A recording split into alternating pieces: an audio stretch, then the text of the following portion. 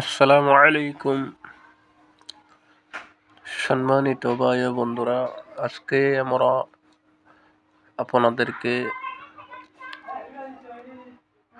এমন একটি দোয়া শিখিয়ে দেব যে দোয়াটি আমাদের নবী করিম সাল্লাল্লাহু আলাইহি সাল্লাম পড়েছেন। তাহলে চলুন বন্ধুরা দোয়াটি শুরু করি। রব্বি আদখিলনি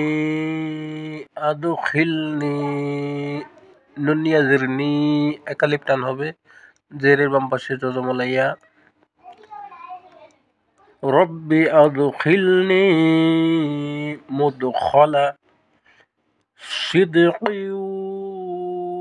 সিদকিউ গুন্না হবে, ইদগামে বা গুন্না।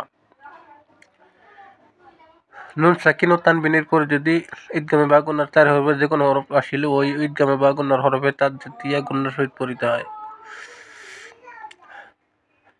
সিদকিউ ওয়া আখরিজনি এখানে একালিপ টান হবে নি।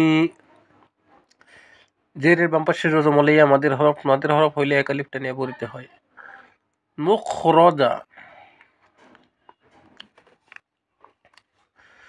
মুখরাজা সিদকিউ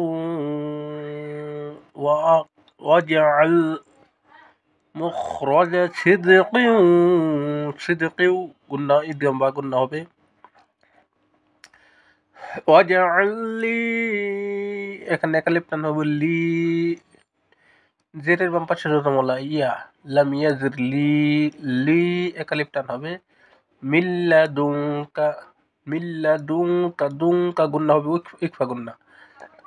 নুন সাকিন ও তানবিনের পরে যদি ইকফার 15 হরফের যে কোনো হরফ আসিলে ওই নুন সাকিন ও তানবিনকে নাকের ভিতর লুকাইয়া গুন্নার সহিত পড়িতে হয়। যেমন দুকা সুলতানান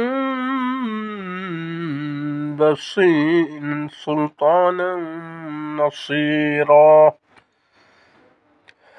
সুলতানান এখানে গুন্না হবে না।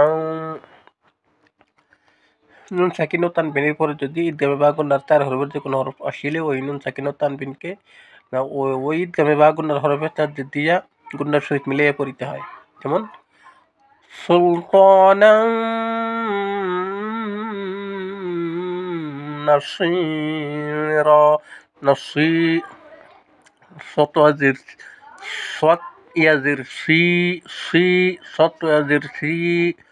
এখানে একালিপ টান হবে।